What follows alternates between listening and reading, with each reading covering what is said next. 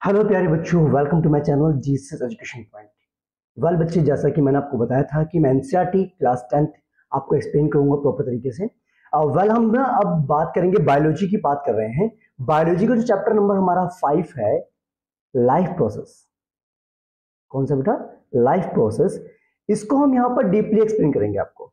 Okay, तो videos को मैं लेंथी नहीं बनाऊंगा, मैं 4 पार्ट्स में डिवाइड करूंगा इस चैप्टर की वीडियो को, और हर एक टॉपिक आपको जो है बिल्कुल प्रॉपर तरीके से एक्सप्लेन किया जाएगा। इवन एक्टिविटीज भी आपको मैं एक्सप्लेन कर दूंगा साथ के साथ। ओके, सो दैट आपको जितनी भी क्वेरीज होंगी वो क्लियर हो जाएंगी। तो इस वीडियो में हम सिर्फ बात करेंगे न्यूट्रिशन वाला पार्ट, और दूसरी वीडियो में हम बात करेंगे रेस्पिरेशन, फिर थर्ड वीडियो में हम ट्रांसपोर्टेशन, एंड लास्ट वीडियो में हम बात करेंगे एक्सक्रीशन वाले पार्ट की। ओके, तो स्टार्ट करते हैं आज की वीडियो। Let's continue. देखिए, अब जब आप इस चैप्टर के बारे में पढ़ेंगे तो सबसे पहले आप देखेंगे इस पैराग्राफ में, यहां पर जो इस पैराग्राफ में यहां यहां पर ये बोला गया है कि अगर आपको पता लगाना है कि कोई भी प्राणी या कोई भी ऑर्गेनिज्म जिंदा कैसे है, मींस अलाइव कैसे है। ठीक है, अलाइव है या नॉट अलाइव है। तो आप कहोगे सर कि या तो वो दौड़ रहा होगा, ठीक है, यहाँ पर लिखा ना, या तो हम देख सकते हैं ऐसे लिखा ना पर कि अगर कोई भी ऑर्गेनिज्म अगर जिंदा है या नहीं है तो कुछ एक्टिविटीज कर रहा होगा। जैसे मैं हूं, मैं आपको एक्सप्लेन कर रहा हूं, कर रहा हूं कि नहीं कर रहा वीडियो में आपको, तो इसका मतलब मेरी मूवमेंट हो रही है, तो आई एम अलाइव, डेड तो ही है। ठीक है, तो यहाँ पर ये चीज आपके आ गई।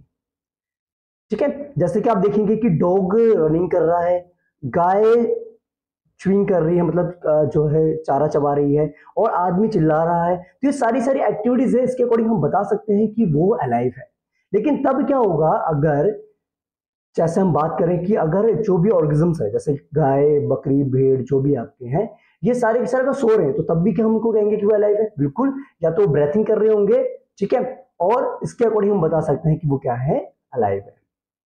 ठीक है, लेकिन अब प्लांट्स के बारे में आप कैसे बता सकते हो कि प्लांट्स आपके जिंदा है कि नहीं है? वो तो कोई मूवमेंट दिखाते हैं आपको।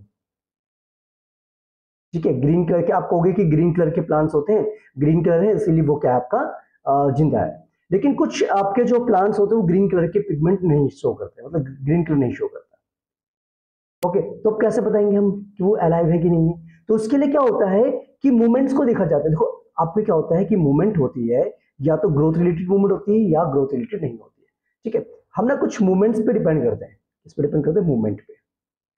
अब मूवमेंट्स दो तरीके से हो सकती है, तो ग्रोथ रिलेटेड हो सकती है या ग्रोथ रिलेटेड नहीं हो सकती है। ठीक है, जैसे ग्रोथ रिलेटेड मतलब प्लांट्स की हाइट बढ़ रही है, प्लांट्स में कुछ फ्लावर्स आ रहे हैं, प्लांट्स में फ्रूट्स लग रहे हैं। ठीक है, तो ये होगी ग्रोथ रिलेटेड मूवमेंट होती है। कुछ ग्रोथ रिलेटेड मूवमेंट नहीं होती हैं, जैसे कि आपने देखा होगा कि जैसे टच मी नॉट प्लांट आपका होता है, छुई में उसको टच करते हुए क्या करता है, उसके जो लीव्स होते हैं बंद हो जाते हैं। इंसेक्टोवोरस देखा होगा, हाँ, पिक्चर प्लांट, जिसमें कहते हैं इंसेक्ट जाता है तो वो अपने ऊपर की जो लीड होती है उसको कवर कर लेता है और इंसेक्ट उसके अंदर ट्रैप हो जाता है। तो इस मूवमेंट के अकॉर्डिंग आप बता सकते हैं कि वो क्या कहते हैं, अलाइव है या नहीं है। लेकिन तब क्या होगा कि अगर मूवमेंट जो है आपको देखने को ना मिले। कुछ मूवमेंट्स ऐसी होती हैं जो हमें विजिबल नहीं होती हैं। ठीक है, कुछ ऑर्गेनिजम्स ऐसे हैं जो विजिबल मूवमेंट शो नहीं करते हैं, तो हम उनका पता कैसे चलाएंगे कि वो एक्चुअल में अलाइव है या नहीं है?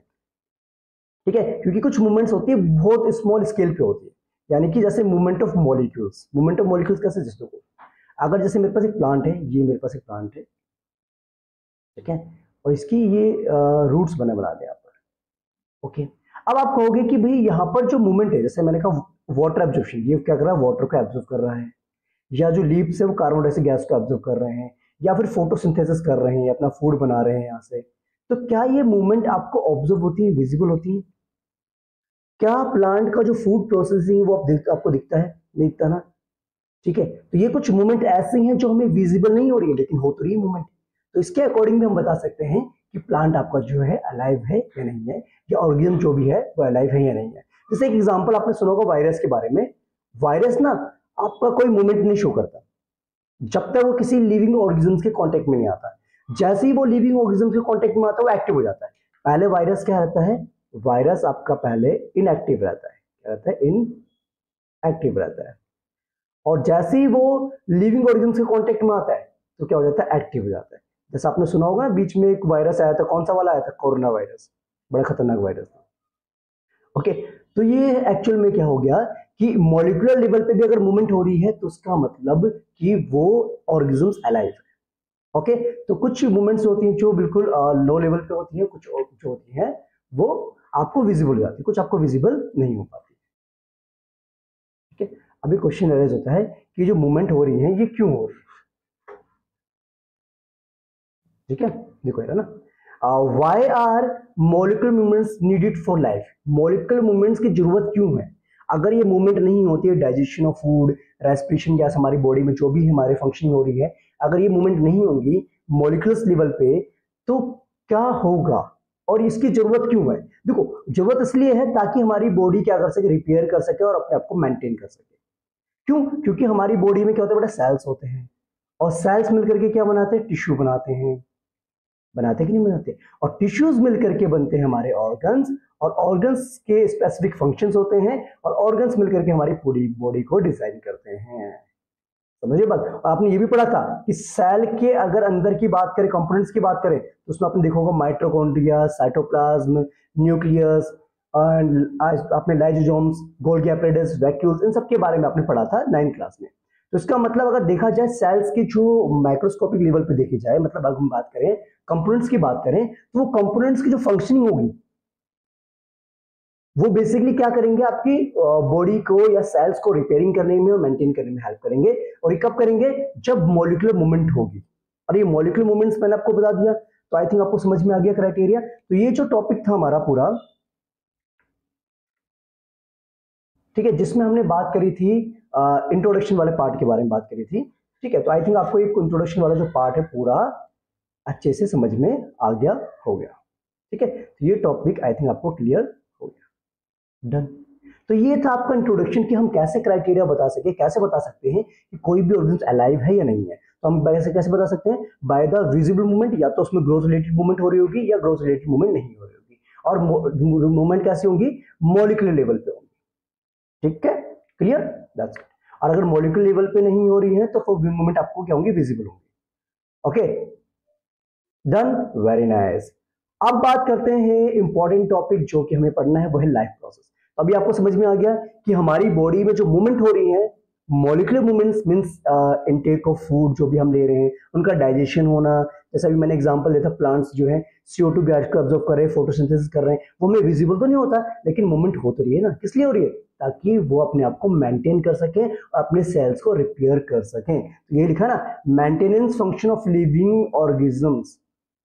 ठीक है, ये होना बहुत जरूरी है। चाहे वो सो रखा हो, चाहे वो बैठा हो, चाहे वो कोई काम नहीं कर रहा। अगर कोई काम नहीं कर रहे हो, आप क्लासरूम में बैठे भी हैं, तब भी आपकी बॉडी में फंक्शनिंग होती रहेगी, आपकी बॉडी की मेंटेनेंस चलती रहेगी। ओके, नए सेल्स बनते जाएंगे और पुराने सेल आपके जो है डैमेज होकर के रिमूव होते जाएंगे। ठीक है, डैमेज होते जाएंगे। डन और not? Clear, that's good. Okay, तो इन्हीं प्रोसेसेस को हम क्या कहते हैं? लाइफ प्रोसेस कहते हैं। क्या कहते हैं? लाइफ प्रोसेस कहते हैं। अब क्वेश्चन ये राइज होता है, क्या इन प्रोसेस को करने के लिए हमारी बॉडी को कोई एनर्जी चाहिए? कोई आउटसाइड एनर्जी हमें देनी पड़ेगी? बिल्कुल देनी पड़ेगी। अब हमारे पास जो आउटसाइड एनर्जी है वो कहां से मिलेगी? हमें फूड से मिलेगी। और इस प्रोसेस को हम क्या कहते हैं? न्यूट्रिशन कहते हैं, जो कि हम डिटेल में अभी पढ़ेंगे। Done, chicken. क्योंकि होता क्या है ना, आपकी बॉडी में मेटाबॉलिज्म होता है, कॉम्प्लेक्स सब्सटेंस ब्रेक डाउन होते हैं। उन कॉम्प्लेक्स सब्सटेंस को ब्रेक डाउन करने के लिए हमें बाहर से कोई एनर्जी की रिक्वायरमेंट होती है, या फिर हमें क्या कहते हैं, जैसे फूड है हमारे पास, और ये फूड जब हमारी बॉडी में जाएगा, पहले ब्रेक डाउन होगा, तो उसको ब्रेक डाउन करने के लिए भी एनर्जी चाहिए, और उसको ब्रेक डाउन करने के लिए एनर्जी जो चाहिए वो मिलती है हमें रेस्पिरेशन से, means with the help of oxygen से। ओके, और ये दोनों मिलकर के हमारी बॉडी में एक तरीके से एनर्जी प्रोवाइड करते हैं, फूड होना और साथ में ऑक्सीजन होना। ठीक है, जिसको हम रेस्पिरेशन कहते हैं। लिखा ना, देखो, a series of chemical reaction in the body are necessary. आपको पता है लोड्स ऑफ केमिकल रिएक्शंस हमारी बॉडी में होती हैं, जो बेसिकली हमारी बॉडी को मेंटेन करने के लिए, रिपेयरिंग करने के लिए बहुत ज्यादा यूजफुल होते हैं। ओके, जैसे ऑक्सीडाइजिंग रिड्यूसिंग रिएक्शंस होते रहते हैं, है ना, मतलब कार्बन डाइऑक्साइड गैस का बनना, शुगर रिडक्शन होना, कार्बोहाइड्रेट बनना, फैट बनना, ठीक है, या उनका डिकम्पोजिशन होना। ओके, तो इनका ब्रेकडाउन होना, ये सब हमारा क्या है? रेस्पिरेशन का कॉन्सेप्ट आपका आया था, जो कि हम बाद में जो अलग टॉपिक होगा, अलग वीडियो होगी, इसमें हम एक्सप्लेन करेंगे। ओके, अब यहाँ पर एक चीज मेंशन है कि सिंगल सेल ऑर्गेनिजम्स की अगर हम बात करें या फिर मल्टी सेल ऑर्गेनिजम्स की बात करें। ओके, अगर हम बात करते हैं, अगर हम बात करते हैं सिंगल सेल ऑर्गेनिजम्स की बात करते हैं, तो आपको पता है सिंगल सेल ऑर्गेनिजम्स क्या होता है, जिसमें सिर्फ एक ही टाइप का सेल प्रेजेंट होता है, सिर्फ एक ही सेल प्रेजेंट होता है, और सारी की सारी जो फंक्शनिंग होती है मेंटेनेंस की, वो सारा का सारा एक ही सेल कर रहा होता है। अब होता क्या सिंगल सेल में कि जैसे सपोज कीजिए मैंने कहा ये मेरे पास सिंगल सेल ऑर्गेनिजम्स है, तो इसकी जो पूरी बॉडी है ना, ये एनवायरमेंट के साथ डायरेक्टली क्या कांटेक्ट में होती है, तो जो भी फंक्शनिंग होगी वो एनवायरमेंट पर डिपेंड होगी, यानी कि एक्सचेंज होना गैस का, ठीक है, जैसे यहाँ लिखा ना, exchange of gases, removal of waste from the body. Okay, तो ये क्यों होता है, बिकॉज डायरेक्टली जो ऑर्गेनिजम्स होता है वो डायरेक्टली एनवायरमेंट के कांटेक्ट में होता है। तो ये जो अपने जो भी प्रोसेसिंग होती है ये करते हैं by the help of a diffusion process. ठीक है, डिफ्यूजन आपको पता नहीं क्या होता है, ठीक है, हाई कंसंट्रेशन लो कंसंट्रेशन की तरफ जाना। ओके, जैसे सपोज कीजिए बाहर उसको फूड मटेरियल है, उस डिफ्यूजन के थ्रू क्या करेगा, फूड को इनटेक करेगा, उसके वेस्ट को बाहर की तरफ सेंड करेगा with the help of semi permeable membrane. ठीक है, उसकी एक आउटर जो मेम्ब्रेन होगी ना, जो एनवायरमेंट के साथ कांटेक्ट में, उसके थ्रू। लेकिन हमारी बॉडी है कॉम्प्लेक्स, मल्टी सेलुलर हमारे, और कॉम्प्लेक्स भी है, means different types of cells हमारी बॉडी में प्रेजेंट है। ओके, तो ये सिंपल डिफ्यूजन जो है ना हमारी बॉडी की रिक्वायरमेंट को पूरी नहीं कर सकता, इसीलिए हमारी बॉडी जो डिफ्यूजन पे बेस्ड नहीं होती है, और हमारी बॉडी में डिफरेंट ऑर्गन्स हैं डिफरेंट फंक्शनिंग के लिए। ओके, हाँ, स्किन हमारे डिफ्यूजन के थ्रू ऑक्सीजन को इंटेक कर सकती है, लेकिन हमारी पूरी बॉडी में डिफ्यूजन के थ्रू ऑक्सीजन सप्लाई नहीं हो सकती है। Okay, done, very nice. अब आपको ये समझ में आ गया कि हमारी बॉडी को एनर्जी मिल गई। ओके, एनर्जी मिलने के बाद क्या होता है कि जो फूड बन गया, फूड सप्लाई हो गया आपकी बॉडी के अंदर। अब सप्लाई होने के बाद क्या ये फूड जो है एक ही जगह पे स्टोर रहेगा, क्या उसको ट्रांसपोर्ट नहीं करना पड़ेगा? तो उसके लिए ट्रांसपोर्ट सिस्टम अवेलेबल होता है हमारी बॉडी के अंदर। ओके, जैसे ब्लड क्या करता है, ट्रांसपोर्ट करने में मदद करता है फूड को और गैसेस को। ओके, ठीक है, तो ट्रांसपोर्ट सिस्टम भी बहुत इंपॉर्टेंट है। अगर एक जगह पे स्टोर रहेगा फूड, तो ऑब्वियसली बात है बाकी सेल्स तो आपके डैमेज हो जाएंगे ना, तो फिर आप सर्वाइव कर पाएंगे? नहीं कर पाएंगे। तो इसीलिए फूड की सप्लाई, ऑक्सीजन की सप्लाई, वेस्ट की सप्लाई जो है, रिमूवल ऑफ वेस्ट, वो भी होना जरूरी है। और रिमूवल ऑफ वेस्ट को हम कहते हैं एक्सक्रीशन, अदरवाइज हमारी बॉडी में टॉक्सिक सब्सटेंस जो है बहुत ज्यादा अमाउंट में हो जाएंगे, जो हमारी बॉडी को धीरे धीरे धीरे डैमेज करना स्टार्ट कर देंगे। ओके, तो ये जो आपको पूरा इसमें बताया ना इस पैराग्राफ में, जो हमने समझा अभी तक, ये सारे लाइफ प्रोसेस के बारे में बता रखा है, जो कि हमें वन बाय वन अलग अलग वीडियोस में हम डिस्कस करके आपको एक्सप्लेन कर देंगे। डन, ठीक है, ओके, परफेक्ट। यहां तक आप सभी को समझ में आ गया। देखिए एक बात और मैं आपसे बताना चाहूंगा कि अगर आपको वीडियो पसंद आती है या फिर आपको वीडियोस में कुछ सजेशन देना हो, तो अभी आप मुझे बता सकते हैं। ओके, सो दैट मैं इंप्रूवमेंट भी कर सकूं और आपको जो है प्रॉपर तरीके से हर एक पॉइंट समझा सकूं। ओके बच्चों, चलिए बेटा, अब बात करते हैं न्यूट्रिशन की, बात करते हैं, ठीक है, इसको समझेंगे डीपली और हर एक टॉपिक को बिल्कुल प्यार समझेंगे। देखो आपको पता है जब आप साइकिलिंग करते हैं या जो आप वॉक करते हैं कोई भी, तो आपको एनर्जी की रिक्वायरमेंट होती है कि नहीं होती? होती है ना। अब ये एनर्जी हमें कहाँ से मिलेगी? जैसे आपको पता है किसी भी व्हीकल को चलने के लिए फ्यूल की जरूरत होती है, वैसे ही हमारी बॉडी का जो फ्यूल होता है वो क्या होता है? फूड होता है जो हम खाते हैं। और वो हमें क्या प्रोवाइड करता है? एनर्जी प्रोवाइड करता है, ताकि हम कोई भी वर्क इजी वर्क कर सकें और हमें दिक्कत ना हो। डन। आपको पता है अलग अलग ऑर्गेनिज्म्स की अगर हम बात करें तो उनका जो अलग अलग तरीका होता है फूड को इनटेक करने का। कुछ ऑर्गेनिज्म्स जो होते हैं वो इनऑर्गेनिक सोर्स से लेते हैं अपने फूड को, ओपन करते हैं, जैसे कार्बन डाइऑक्साइड गैस हो गई या वाटर हो गया। ओके, इन ऑर्गेनिज्म्स को हम कहते हैं ऑटोट्रोप्स, बिकॉज ये दूसरे ऑर्गेनिज्म से डिपेंडेंट नहीं होते, दे टेक और they make their food on their own. ये अपना खाना खुद बनाते, दूसरों पर डिपेंडेंट नहीं होते, इसीलिए इनको हम ऑटोट्रोप्स कहते हैं। जैसे ग्रीन प्लांट्स हो गए और कुछ बैक्टीरियाज आपके हो गए, ठीक है। अब क्या होता है कि जब ये फूड को इनटेक करते हैं तो ऑब्वियसली बात है उनका ब्रेकडाउन होना भी जरूरी है। तो उनका ब्रेकडाउन कौन करता है? कॉम्प्लेक्स सब्सटेंसेस का। कॉम्प्लेक्स सब्सटेंसेस को ब्रेक डाउन करने के लिए हमारे पास बायोकैटलिस्ट होते हैं, जो कि जिनको हम इंग्लिश में जिनको हम कहते हैं एंजाइम्स कहते हैं, ठीक है। ओके, बायोकैटलिस्ट होते हैं जिनको हम एंजाइम्स बोलते हैं। एंजाइम्स बेसिकली वो ऑर्गेन्स होते हैं जो आपके फूड को या कॉम्प्लेक्स सब्सटेंस को ब्रेक डाउन करने में हेल्प करते हैं। ओके, अब दूसरी बात की हेटेरोट्रोप्स। हेटेरोट्रोप्स वो ऑर्गेन्स होते हैं जो दूसरों पे डिपेंडेंट होते हैं, या डायरेक्टली इनडायरेक्टली वो ऑटोट्रोप्स पे क्या होते हैं? डिपेंडेंट होते हैं, ठीक है, जैसे एनिमल्स हो गए, फंगी हो गए। क्लियर? ओके, तो ये चीज आपने ध्यान रखिए। आपको पता होगा कि जैसे हम प्लांट्स की बात करें तो प्लांट्स जो अपना फूड बनाते हैं by the process of photosynthesis. कैसे? सपोज कीजिए ये हमारे पास एक प्लांट है, मैं थोड़ा सा इसमें बना करके दिखा देता हूँ, आपको समझ में आ जाएगा। ठीक है, ये इसकी रूट्स बना दिया हमने। ओके ओके, और यहां पर मैंने सन बना दिया। ओके, तो आपको पता है कि सन की रेज आएंगी इसके ऊपर, तो सनलाइट को एब्जॉर्ब करेगा। ठीक है, और यहां से एटमॉस्फेयर से क्या लेगा? CO2 गैस को एब्जॉर्ब करेगा, और डाउनवर्ड डायरेक्शन क्या मिलेगा उसको? वाटर मिलेगा, H2O। डन और नॉट? अब ये इन चीजों का यूज करके क्या बनाएंगे? अपना फूड बनाएंगे। और उनका फूड क्या होता है? किस फॉर्म में स्टोर होता है? स्टार्च की फॉर्म में स्टोर होता है। ओके, इंटरनल एनर्जी रिजर्व रहते हैं आपका स्टार्च। ठीक है, और ताकि बाद में अगर उसको रिक्वायरमेंट हो तो वो आपका डिकम्पोज होकर ब्रेक डाउन होकर के प्लांट्स को एनर्जी प्रोवाइड कर सकता है। और हमारी बॉडी में जो स्टार्च या ग्लूकोज जो स्टोर होता है, कार्बोहाइड्रेट, वो ग्लाइकोजेंस की फॉर्म में स्टोर होता है। ठीक है, प्लांट्स में स्टार्च की फॉर्म में, और एनिमल्स के अंदर ग्लाइकोजेंस की फॉर्म में स्टोर होता है क्या? आपका ग्लूकोज या कार्बोहाइड्रेट जिसे कहते हैं। ठीक है, कार्बोहाइड्रेट बेसिकली कॉम्प्लेक्स फॉर्म होती है ग्लूकोज। It's clear note? तो इस प्रोसेस को हम कहते हैं फोटोसिंथेसिस, जिसमें क्या हो रहा है, जिसमें सिंपल सी बात आपका क्या चल रहा है कि सनलाइट के प्रेजेंस में आपको पता है कि प्लांट्स के अंदर जो लीव्स में होता है क्लोरोफिल होता है। क्या होता है? क्लोरोफाइल। क्लोरोफाइल बेसिकली क्या होता है कि एक तरह का ग्रीन पिगमेंट होता है। ठीक है, जो किसके अंदर प्रेजेंट होता है? क्लोरोप्लास्ट के अंदर। किसके अंदर? क्लोरोप्लास्ट के अंदर ये प्रेजेंट होता है। ओके, और ये बेसिकली क्या करता है? एनर्जी को ट्रैप कर दिया, यानी कि एक तरीके से सन की जो एनर्जी है, लाइट एनर्जी को ये क्या कर लेते हैं? एक तरीके से एब्जॉर्ब कर लेता है। ओके, और फोटोसिंथेसिस में हेल्प करता है, जैसा कि यहां पर मेंशन भी किया हुआ है, आप देख सकते हैं। देखिए, ये रहा आपके पास पूरी reaction. Carbon dioxide gas, water in the presence of chlorophyll, और सनलाइट के प्रेजेंस में ये बन गया आपका ग्लूकोज, जो कि स्टार्च की फॉर्म में प्रेजेंट होता है किसमें? प्लांट्स में।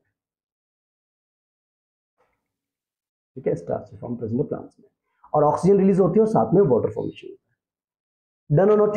अब यहाँ पर ना बच्चे कुछ आपका इवेंट्स, मतलब कि कुछ कंडीशंस देखिए कि क्या क्या होता है जब फोटोसिंथेसिस होता है। देखो, the following events occur during the process of photosynthesis. पहला तो क्या होता है कि सबसे पहले जो प्लांट होता है वो सनलाइट को, यानी कि लाइट एनर्जी को एब्जॉर्ब करता है बाय द क्लोरोफिल की मदद से। ओके, तो होता है क्या ना, प्लांट्स के अंदर क्लोरोफिल होता है। क्लोरोफिल क्या करता है? सनलाइट को एब्जॉर्ब करता है। उसके बाद सनलाइट को कन्वर्ट किया जाता है किसमें? केमिकल एनर्जी में। देखा, conversion of light energy into chemical energy. फिर उसके बाद जो वाटर का मॉलिक्यूल है H2O, ये ब्रेक डाउन हो जाता है किस फॉर्म में? ऑक्सीजन एंड हाइड्रोजन की फॉर्म में। डन और नॉट? अब देखो यहाँ पर जो कार्बन डाइऑक्साइड गैस है, ये रिडक्शन हो जाती है किस फॉर्म में? कार्बोहाइड्रेट की फॉर्म में रिड्यूस हो जाता है। ओके, और ये कभी कभार बेटा एग्जाम्स में आपके 3 मार्क्स में क्वेश्चन यहाँ से आ जाता है। और ये जो टॉपिक है एकदम से इंपॉर्टेंट टॉपिक है कि कौन कौन से इवेंट्स अकर होते हैं, क्या क्या होता है ड्यूरिंग द फोटोसिंथेसिस के दौरान। तो अपने ध्यान रखना है, सबसे पहले तो एनर्जी का एब्जॉर्प्शन होता है क्लोरोफिल के द्वारा। दूसरी बात कि केमिकल एनर्जी में कन्वर्ट हो जाती है लाइट एनर्जी, और H2O मॉलिक्यूल ब्रेकडाउन होता है ऑक्सीजन और हाइड्रोजन में।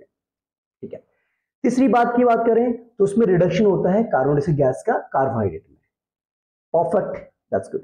लेकिन बेटा ये ना लगातार नहीं, एक साथ नहीं होता प्रोसेस कि मतलब सनलाइट लिया, CO2 लिया, वाटर लिया, तुरंत आपका जो है फूड बनना स्टार्ट हो गया। ओके, जैसे एग्जांपल आप देख सकते हैं, डेजर्ट प्लांट्स जो होते हैं वो रात में कार्बन डाइऑक्साइड गैस को लेते हैं और प्रिपेयर करते हैं एक इंटरमीडिएट, यानी कि प्रोडक्ट बनाते हैं, यानी कि फूड बनाते हैं, which is acted upon by the energy absorb by the chlorophyll during the day. ठीक है, उसमें क्या होता है कि जो क्लोरोफिल ने एनर्जी ऑब्जर्व की ना, उसका यूटिलाइज करके एक प्रोडक्ट फॉर्मेशन करते हैं, यानी प्रोडक्ट मींस हो गया यहाँ पर फूड प्रिपेयर करता है। ओके, तो ये साइमल्टेनियसली मतलब एक साथ नहीं होता है, इसमें टाइम लगता है। डन और not? Okay, depends on the plants. अब ये जो है यहाँ पर आप देख सकते हैं कि ये जो वाला पार्ट आपका, ये क्रॉस सेक्शन ऑफ लीफ जो है आपका, यहां से भी 1 मार्क में MCQ में क्वेश्चन पूछे जाते हैं। वैसे मैं इसका डायग्राम ऑलरेडी एक्सप्लेन कर चुका हूँ, वीडियो बना चुका हूँ, लेकिन फिर भी बताते हैं आपको। देखिए, ये जो आपके पास लीफ है, ये मिड लीफ है। ठीक है, ये जो थे इसकी बीन्स होती है, और ये जो पार्ट आपको दिखा रहे लैमिना है, ये बीन्स आपकी होगी। अगर हम इसको कट करेंगे, फ्लोएम और जाइलम तो आपको पता है ट्रांसपोर्टेशन में हेल्प करते हैं फूड और वाटर मिनरल्स के लिए। ठीक है, ओके, अगर मैं इसको जूम करके देखूं तो आप देखेंगे सबसे ऊपर होती है वैक्स की कोटिंग होती है। ठीक है, जिसे हम कहते हैं क्यूटिकल कहते हैं। ये क्या करता है ना, एक तरीके से वाटर रिपेलेंट कह सकते हैं, या एक तरीके से वाटर को रिमूव नहीं होने देता लिप्स में से। ओके, वैक्सी कोटिंग होती है। ऊपर वाले अपर एपिडर्मिस हो गया, अपर एपिडर्मिस। ये क्लोरोप्लास्ट मैंने आपको बताया था, क्लोरोप्लास्ट क्या होता है, जिसके अंदर क्लोरोफिल प्रेजेंट होता है ना, जो सनलाइट को क्या करता है, ऑब्जर्व करते हैं। और ये जो दिख रहे हैं आपको, these are the guard cells, और बीच में जो दिख रहा है स्टोमेटा हो गया। देखिए 5.1 एक्टिविटी की हम बात करें तो उसमें क्या कर हमने ना एक प्लांट, पॉटेड प्लांट लिया हमने, चाहे वो हमने मनी प्लांट ले रहे हैं या फिर क्रोटन्स ले रहे हैं। ठीक है, तो हमने क्या करा, उसको ना डार्क रूम में रख दिया 3 दिन के लिए। ओके, ताकि जितना भी उसके अंदर स्टार्च होगा वो क्या हो जाए, यूज्ड अप हो जाए। उसके बाद हमने 6 घंटे के लिए उसको सनलाइट में रखा। ओके, ताकि वो अपना फूड प्रिपेयर कर सके, यानी फोटोसिंथेसिस कर सके। तो हमने क्या करा, प्लग का लीफ फ्रॉम द प्लांट, हमने क्या करा, एक प्लांट में से एक पत्ते को हमने तोड़ा, और जो ग्रीन एरियाज था, ग्रीन एरियाज को हमने क्या कर दिया, इस तरीके से आउटर लाइनिंग कर दिया हमने ग्रीन एरियाज। डन। ओके, उसके बाद हमने कुछ मिनट के लिए इसको पानी में बॉईल किया, ताकि इसके जम्स वो सारे किल हो जाए। ओके, और दूसरी बात, फिर इसको हमने क्या करा, अल्कोहल में डाला, और अल्कोहल में डालने पर क्या होगा, इसके अंदर जो क्लोरोफिल वाला पार्ट होगा, ग्रीन पार्ट जो होगा ना, वो सारा का सारा क्या हो जाएगा, ग्रीन पार्ट डिसॉल्व हो जाएगा, किसमें, अल्कोहल में डिसॉल्व हो जाएगा। ठीक है, गुड। अब उसके बाद हम देखेंगे जो कलर होगा लीफ का, वो कलरलेस हो जाएगा अल्कोहल में। हम जब इसको क्या करेंगे, बॉईल करेंगे, और जो अल्कोहल का जो कलर होगा वो क्या हो जाएगा, ग्रीन हो जाएगा। ठीक है, अच्छा, अभी कह रहा है कि उसके बाद आपने क्या करना है, उसको डाइल्यूट सॉल्यूशन ऑफ आयोडीन में डालना है कुछ मिनट के लिए। तो आपको क्या देखने के लिए मिलेगा, तो आप देखेंगे जो कलर जो होगा लीफ का, ग्रीन एरियाज वाला जो पार्ट होगा वो तो ब्लू हो जाएगा, डार्क ब्लू हो जाएगा। तो इससे क्या पता चलता है, इससे पता चलता है कि भाई वहां पर क्या प्रेजेंट है, स्टार्च प्रेजेंट है। लेकिन जो कलरलेस वाला पार्ट है वहां पर स्टार्च प्रेजेंट नहीं है। समझिए बात को, क्लियर और नॉट। ठीक है, तो ये चीज आपने ध्यान रखना है। तो इसका मतलब ये है, क्लोरोफिल तो है एक तरीके से क्या है, इंपॉर्टेंट पार्ट प्ले करता है for the process of photosynthesis. अगर क्लोरोफिल नहीं होगा तो प्लांट्स में क्या होगा, फोटोसिंथेसिस नहीं हो पाएगा। समझ रहे बात को आप। ठीक है, तो यानी कि यहाँ पर सिंपल सी बात ये थी कि एक सेकेंड बेटा,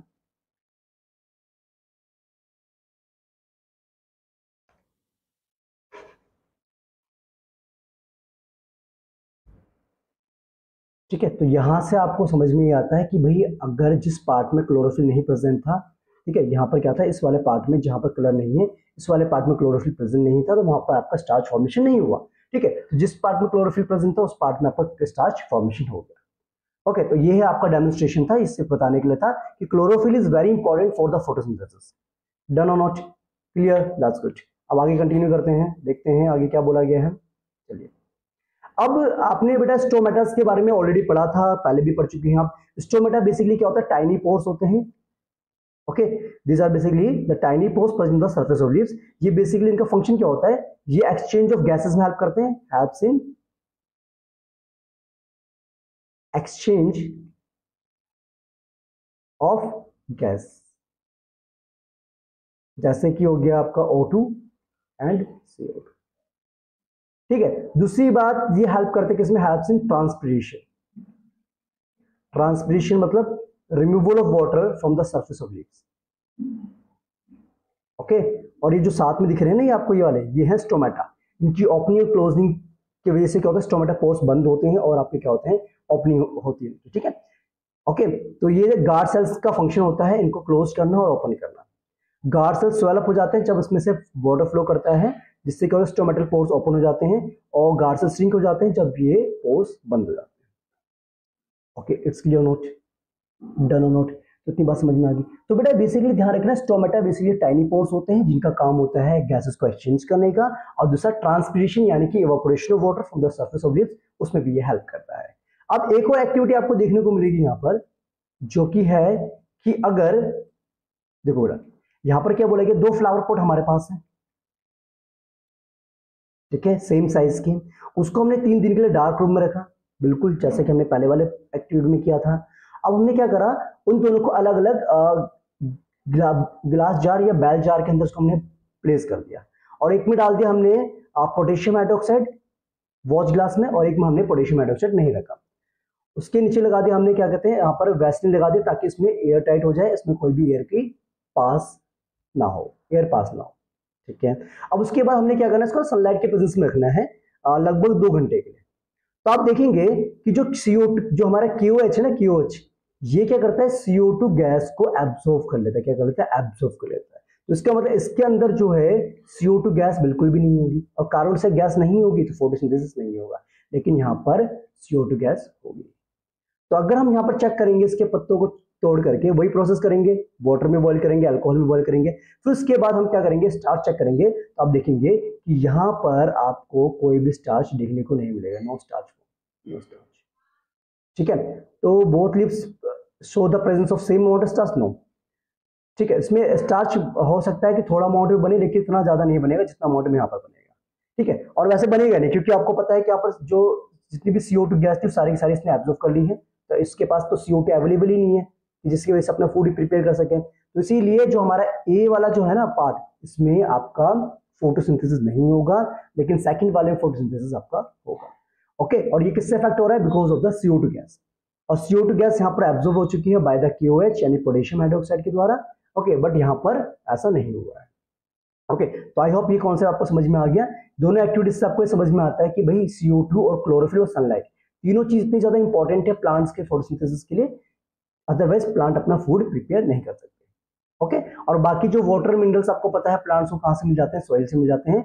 और नाइट्रोजन जो है वो भी इंपॉर्टेंट है, वो भी आपको पता है, नाइट्रोजन साइकिल आपने पढ़ी होगी छोटी क्लास में, उसके अकॉर्डिंग वो गेट कर लेते हैं। अब बात करते हैं हेटरोट्रोपिक न्यूट्रिशंस के बारे में। ठीक है, अभी तक जो हमने पढ़ा था वो ऑटोट्रोप्स के बारे में, जिसमें क्या करते हैं, ऑर्गेनिज्म्स अपना फूड खुद प्रिपेयर करते हैं और दूसरों पर डिपेंडेंट नहीं होते हैं।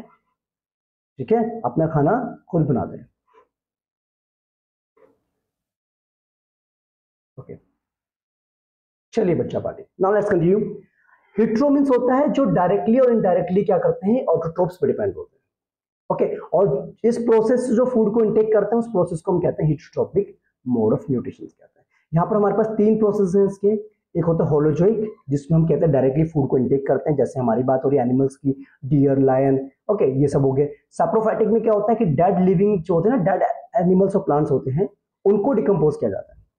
जैसे देखोगे ना आपने कि जैसे फंगस हो गया, हाँ यहाँ पर लिखा भी होगा, फंगस हो गया, ब्रेड मोल्ड हो गया, यीस्ट हो गया, मशरूम्स हो गए। ठीक है, सारे सारे क्या फंगाई की फैमिली से बिलोंग करते हैं, और ये सारे सारे ऐसे ऑर्गेनिजम्स हैं जो डेड एनिमल्स और प्लांट्स के ऊपर डिपेंडेंट होते हैं। और कुछ ऐसे होते हैं जो पैरासाइटिक होते हैं, जो प्लांट्स में रहते भी हैं, इनसाइड और आउटसाइड कह सकते हैं एक तरीके से, और वहीं से न्यूट्रिशन को इनटेक करते हैं। जैसे एग्जांपल कसकटा, अमरबेल, ticks, lice, leeches, tapeworms, these are the examples of parasitic, parasites कह सकते हैं एक तरीके से। और ये पैरासाइटिक मोड ऑफ न्यूट्रिशन आपको होता है जिसके थ्रू ये फूड को इनटेक करते हैं। ओके, तो ये बात भी क्लियर आपको होगी। अब क्वेश्चन ये आता है कि ऑर्गेन्स जो है अपना न्यूट्रिशन इनटेक कैसे करते हैं। तो मैं आपको पहले बता दूं कि आपको पता होना चाहिए कि जो सिंगल सेल ऑर्गेनिजम्स है यहाँ पर, उसमें आपको पता है कि डिफ्यूजन के थ्रू इनटेक करते हैं फूड को, यानी कि एक तरीके पूरी बॉडी, इंटायर बॉडी जो है डायरेक्टली कॉन्टेक्ट में होता है एनवायरमेंट के साथ। ओके, और लेकिन अगर हम कॉम्प्लेक्स बॉडी की बात करें, हम अपनी बात करें, तो हमारी बॉडी में अलग अलग डिपार्टमेंट हैं फूड के डाइजेशन के लिए, ट्रांसपोर्टेशन के लिए, उन सब के लिए। जैसे अमीबा की बात करें तो अमीबा क्या करता है ना, अपना फिंगर लाइक पोजिशन में आता है, जैसे इस तरीके से स्यूडोपोडिया। स्यूडोपोडिया फूड को पहले क्या करेगा, इनटेक करेगा, इनटेक करने के बाद उसको फूड वैक्यूल्स में जाकर के इसको ब्रेक डाउन करेगा, और ब्रेक डाउन करने के बाद इसको एब्जॉर्प्शन के बाद पूरी बॉडी में सप्लाई, पूरी बॉडी क्या एक ही सेल है, पूरी बॉडी का है इसके पास, है ना। और इसके ना कोई रेगुलर शेप नहीं होती अमीबा की। लेकिन अगर हम पैरामीशियम की बात करें, पैरामीशियम भी एक यूनिसेलुलर होता है, लेकिन एक स्पेसिफिक शेप होती है, और फूड जो है एक स्पेसिफिक स्पॉट पे लेके जाता है with the help of movement of cilia. Cilia था एक हेयर लाइक इंटायर ऐसे स्ट्रक्चर होता है, पूरी बॉडी में बना होता है किसके, पैरामीशियम के। तो जब हम फूड की बात करते हैं ना, न्यूट्रिशन की बात करते हैं, तो उसमें एक मैकेनिज्म फॉलो होता है। अब वो मैकेनिज्म कौन सा है, देखिए बेटा,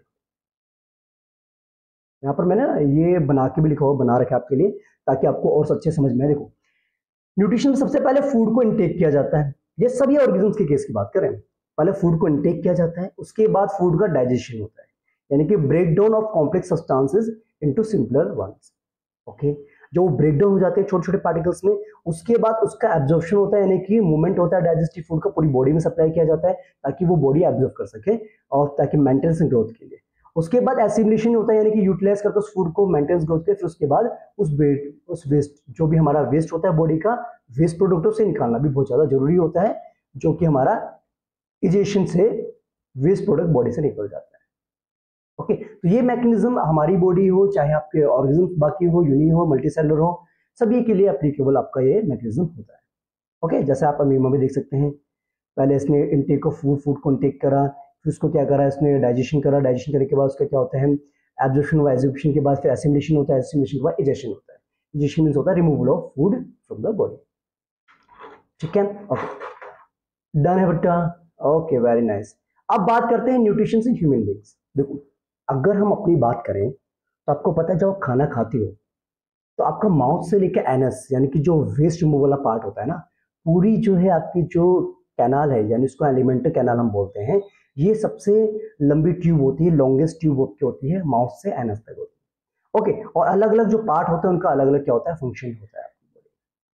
ठीक है, जैसे यहाँ पर बेटा एक एक्टिविटी दे रखी है 5.3, इसमें क्या बोला गया है कि अगर हम 1 ml स्टार्च सॉल्यूशन लेते हैं, ठीक है, दोनों टेस्ट ट्यूब में, ए में भी और बी में भी, और उसके बाद 1 ml हम स्लाइवा लेते हैं, स्लाइवा मीन्स हम अपना थूक जो है टेस्ट ट्यूब ए में डालते हैं और दोनों टेस्ट ट्यूब को 20 से 30 मिनट तक हम छोड़ देते हैं। ओके, तो स्लाइवा के अंदर बेटा कुछ एक ना एंजाइम होता है जिसके बारे में अभी आपको बताऊंगा।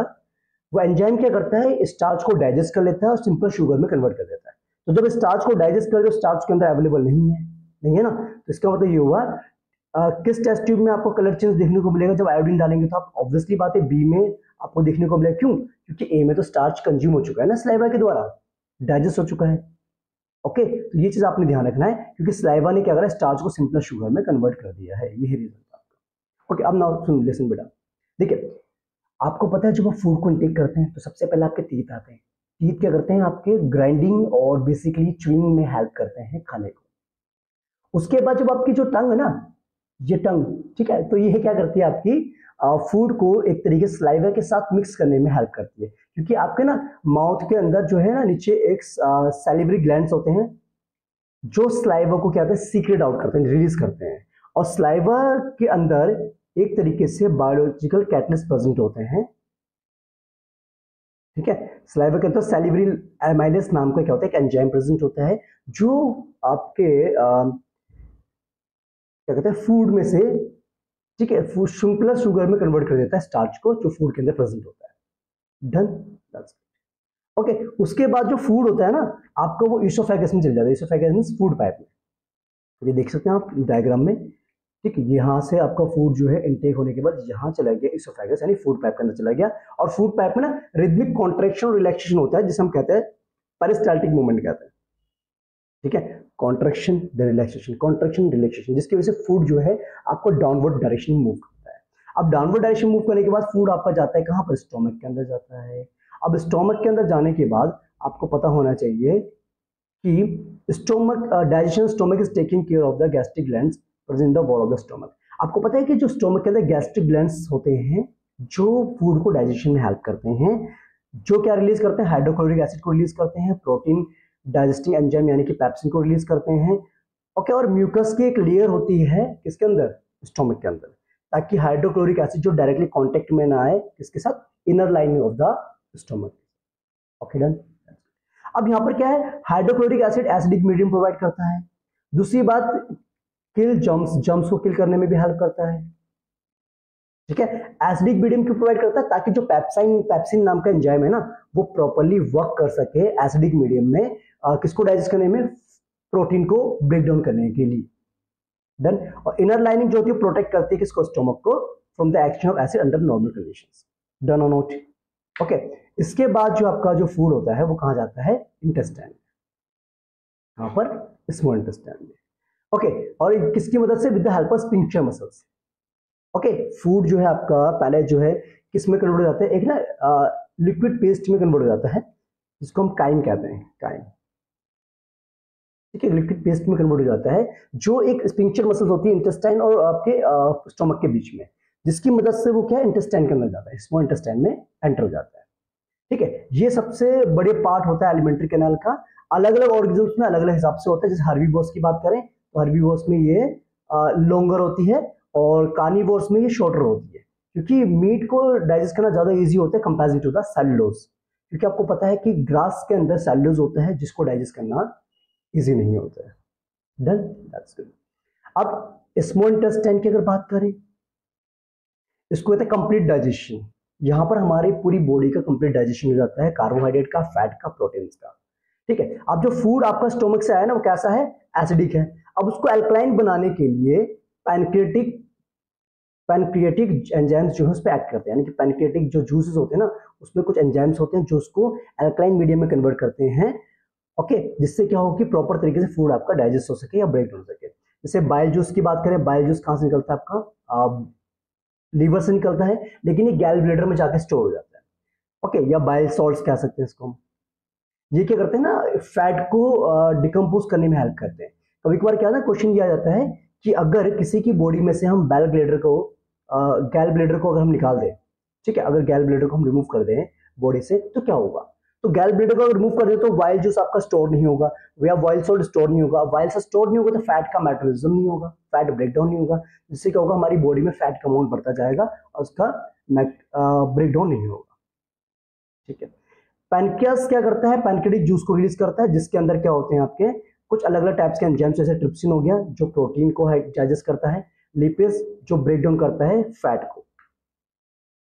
ओके, इंटेस्टाइन के अंदर भी क्या होता है, इंटेस्टिनल जूसेस होते हैं जो बाकी एंजाइम्स प्रेजेंट होते हैं उसके अंदर भी, वो ना जो प्रोटीन्स को सिंपलर सब्सटेंस में कन्वर्ट करता है, अमीनो एसिड्स में, कार्बोहाइड्रेट को ग्लूकोज में कन्वर्ट करता है और फैट को फैटी एसिड्स और ग्लिसरॉल्स में कन्वर्ट कर देता है, यानी कि बिल्कुल सिंपलर सब्सटेंस में कन्वर्ट कर देता है ताकि वो हमारी बॉडी में इजीली एब्सॉर्ब हो सके। और एक बात और बता दूं कि आपके जो इंटेस्टाइन है ना, हमारी इंटेस्टाइन, उसके अंदर फिंगर लाइक प्रोजेक्शन होता है ना, फिंगर लाइक प्रोजेक्शन होता है। तो फिंगर लाइक प्रोजेक्शन जिसको हम कहते हैं विली कहते हैं, VILLI, विली, जो अपना सरफेस एरिया इंक्रीज करते हैं for the larger absorption of the इसको डाइजेस्टिव फूड, जो भी कह सकते हैं ना, मतलब न्यूट्रिएंट्स कह सकते हैं। डन। और उसके बाद क्या करते हैं, जो हमारी ब्लड वेसल से कनेक्टेड होता है, ठीक है ना, the villi are richly supplied with blood vessels which take the absorb food to each and every cells of the body, ताकि हमारी बॉडी पे मेंटेनेंस हो सके, रिपेयरिंग हो सके और हर एक बॉडी पार्ट पे जो उसकी सप्लाई हो जाती है ताकि हमारी बॉडी प्रॉपर्ली वर्क कर सके, मेंटेनेंस कर सके। डन और नॉट। तो उसके बाद जो अनएब्जॉर्ब फूड होता है ना वो वापस कहाँ चले जाता है आपका, वापस तो नहीं खैर लार्ज इंटेस्टाइन में चले जाता है, और उसके बाद वो कुछ उसमें से वाटर को एब्जॉर्ब करता है लार्ज इंटेस्टाइन, और बाकी जो वेस्ट होता है वो एनएस के थ्रू बॉडी से रिमूव हो जाता है। और इस वेस्ट को कौन कंट्रोल करता है, इस एनल स्फिंक्टर। एनल स्फिंक्टर एक मसल्स होती है जो उसको कंट्रोल करके रखती है ताकि वो बॉडी से किस तरीके से रिमूव होगा। Okay done. तो आई होप बेटा यहाँ तक का जो कॉन्सेप्ट है आप सभी को समझ में आ गया है। तो ये था हमारा न्यूट्रिशन वाला पार्ट, आई थिंक आप सभी को समझ में आ गया। बाकी जो नेक्स्ट वीडियो में हम बात करेंगे रेस्पिरेशन टॉपिक की, तब तक के लिए जो है आप मेरे चैनल के साथ जुड़े रहें, ठीक है। और कोई भी क्वेरीज हो तो मुझे जरूर बताएं और आइडियाज आप दे सकते हैं, सजेशन आप दे सकते हैं। तब तक के लिए bye bye, take care and जय हिंद।